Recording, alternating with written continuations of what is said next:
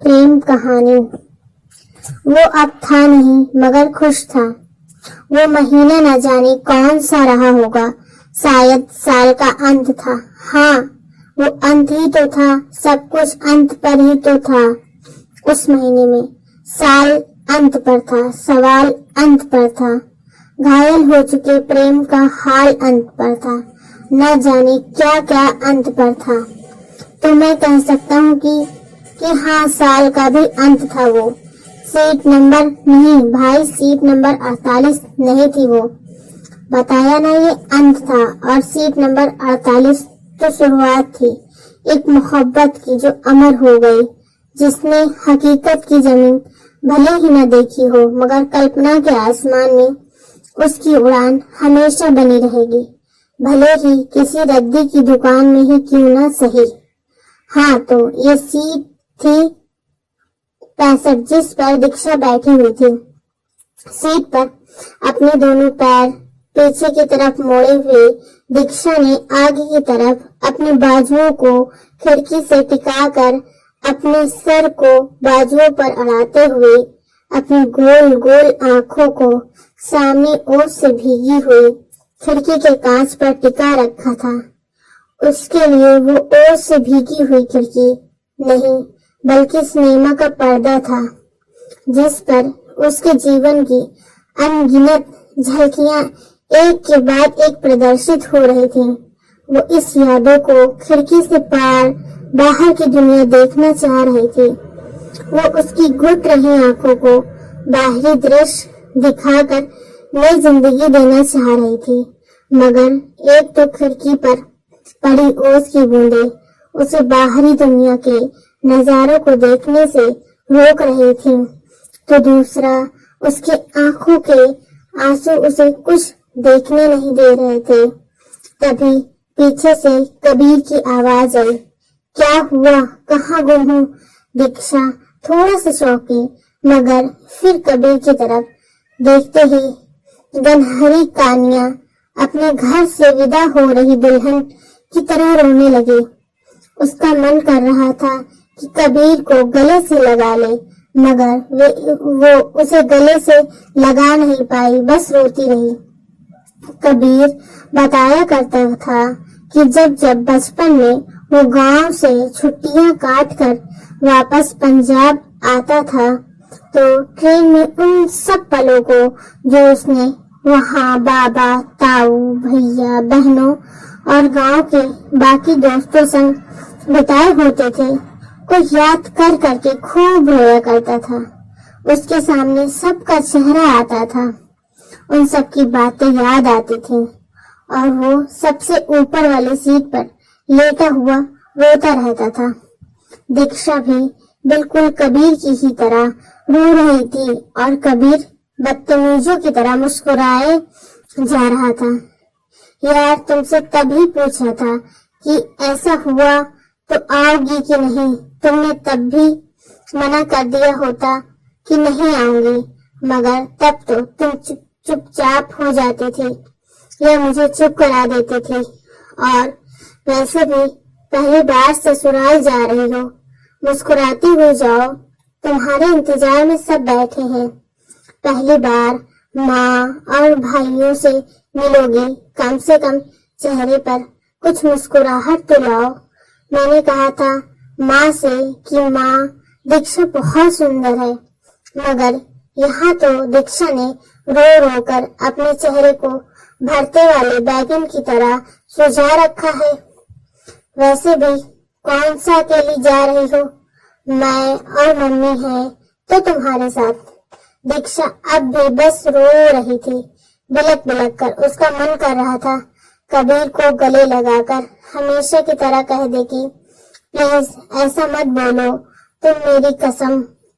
मगर दीक्षा जैसे बेबस सी हो गई थी, जैसे किसी ने रोक रखा हो, ये कहकर कि अब तुम कबीर को गले नहीं लगा सकती।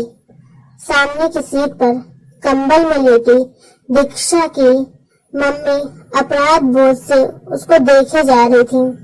उनकी हिम्मत नहीं हो रही थी कि बेटी को कहें, बेटा चुप हो जा, सब ठीक हो जाएगा। कैसे कहती? वो कुछ कहने का हक उसी दिन खो दिया था जब सब जानते हुए भी चुप रही थी। मगर माँ है ना, तब भी बेटी का भला ही सोचा था। आज भी उसके भले के लिए ही सोच रही है। जलंधर आ गया था, यही तो उतरना था दीक्षा को। उसको फोन आया और दीक्षा ने बस वो कहकर फोन काट दिया। 5 मिनट में गाड़ी जलंधर स्टेशन के प्लेटफॉर्म नंबर 1 पर खड़ी थी। ट्रेन समय की तरह ही है, लोग चढ़ते हैं उतरते हैं, मगर इससे फर्क नहीं पड़ता, ये सब चलती रहती हैं। अपना मुरझा सा सूखे चुके गुलाब सा चेहरा लिए अपनी मम्मी के साथ दीक्षा स्टेशन पर उतरी।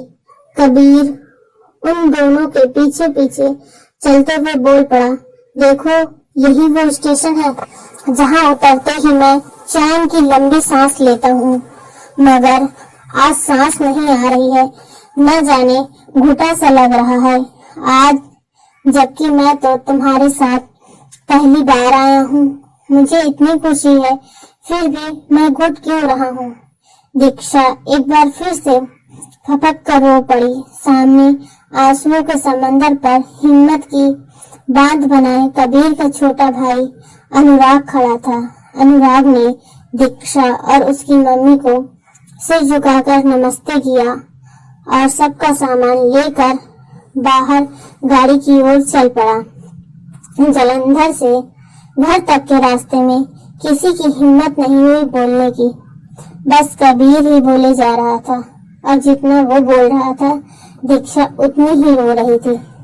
आखिर घर आ ही गया, कबीर का अपना और दीक्षा के दिन रात देखे सपनों का घर।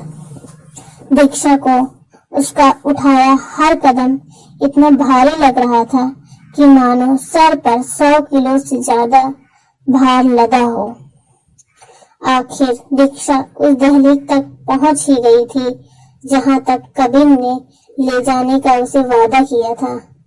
क्यों ले आया ना तुम्हें अपने घर तक? कहा था ना मैंने कि ये वादा है मेरा, मैं तुम्हें हर हाल में यहाँ तक लाकर ही रहूंगा। देखो सब आस पड़ोस वाले भी आए हैं तुम्हें देखने। इस बार दीक्षा कबीर की बात पर नहीं बल्कि सामने जमीन पर पड़ी बैठी कबीर की माँ को देखकर रो पड़ी। माँ की आंखें सूखी हुई थी, सूखती भी कैसे ना, अब कुछ इन आंखों में बचा भी कहाँ था। अब तो आंसू भी यह कहकर हार गए थे कि कितना कुर्बान होकर हम तेरे दुखों के लिए आज हम खत्म हो रहे हैं, मगर शायद तेरे दुख कभी खत्म ना होंगे। अभी 2 साल पहले तो कबीर के पिताजी छोड़ गए थे इन सबको, और आज ये दिन। दीक्षा ने जाते ही माँ को गले से लगा लिया और जोर जोर से रोने लगी, इतना जोर से जैसे सालों का रोना रोक रखा हो। जैसे बच्चा चिल्लाता है वैसे दीक्षा चिल्ला चिल्ला कर कहने लगी, माँ ये सब मेरी वजह से हुआ है, आप मुझे जो चाहे सजा दीजिए। हमारा कबीर हमें मेरी वजह से छोड़ गया। हर परिस्थिति का डट कर सामना करने वाले कबीर का दिल इतना कमजोर कर दिया था प्रेम में पड़ने वाली बाधाओं ने कि हृदय आघात सह नहीं पाया था। वो और दीक्षा इसके लिए खुद को दोषी मानती थी। माँ ने प्यार से दीक्षा के सर पर हाथ फेरा और कहने लगी, ना बेटा वो चला गया तो कौन सा तुम अपने आप में बाकी हो। मुझे उसका भी हाल पता था और तेरा भी पता है। कम से कम तू तो खुद को ठीक रख, शायद इसी बहाने तुझमें कबीर भी जिंदा। इसके बाद माँ के बोलने की हिम्मत नहीं हुई, बस सामने पड़ी थी उस जवान लाश को एकटक निहारने लगी जो कि कबीर की थी। वो कबीर जो दीक्षा के साथ था अभी तक, वो तो कबीर की याद थी जिसे दीक्षा चाह कर भी गले नहीं लगा सकती थी, चुप नहीं करा सकती थी। वो अभी भी अपने ही लाश के सिरहाने बैठे मुस्कुरा रहा था। दीक्षा की मम्मी एक कोने में खड़ी 2 भावों से मिले जुले आंसू बहा रही थी। एक जो पश्चाताप के थे, उस बात का पश्चाताप जो उन्होंने समय रहते नहीं समझा, और दूसरा कबीर के जाने के लिए बह रहे आंसू। कबीर के शरीर के पास बैठी उसकी आत्मा मुस्कुरा रही थी। मुस्कुराते भी कैसे ना, उसका सपना पूरा हुआ था, दीक्षा को अपने घर ले जाने का सपना। आज दीक्षा, जो घर वालों की इज्जत खराब होने से डर से हमेशा चुप रही, हर झूठे संस्कार को नियति मानकर अपनाती रही, आज वही दीक्षा सारी लोग लज्जा त्याग कर कबीर की देह पर सर रख कर वहीं पड़ी रही। सबने बहुत समझाने की कोशिश की, ये कह कर कि अब संस्कार का टाइम हो गया है, शव ले जाना है पड़ेगा, मगर वो वहां से हट ही नहीं रही थी। दीक्षा अपनी सांसों को रोक भी तो नहीं सकती थी, क्योंकि आधा कबीर तो उसी में जिंदा था, आधे को तो वो खो चुकी थी। अब खुद को मारकर बाकी के आधे कबीर का वजूद कैसे खत्म करती। आज सब समझ गए थे कि प्रेम कितना गहरा था, मगर अफसोस प्रेम बहुत आलसी है, अपनी कदर बहुत धीरे धीरे किसी को समझा पाता है, और जब लोग समझते हैं तब तक देर हो जाती है। मगर मैंने कहा था ना कि ये अंत था, और अंत में ये सुखद था कि कबीर मुस्कुरा रहा था बच्चों की तरह, क्योंकि अब उसे दर्द महसूस नहीं होता था। अब वो अपनी दीक्षा के संग हमेशा रह सकता था। खुद को खत्म नहीं किया था उसने, बस किसी के बिना चाह कर भी जी नहीं पाया था। आज समाज के साथ चल रही जंग में प्रेम ने अपना एक और सच्चा सिपाही खो दिया था। पवित्र अग्नि ने उस देह को बड़े प्रेम से के साथ गले लगाया, जो देह बस किसी एक के लिए बनी थी, जिसका प्रेम बटा नहीं था, जिसने प्रेम के हर नियम का पालन किया था। 4 साल पहले जब कहानी लिखी तब बात अलग थी, आज बात अलग है।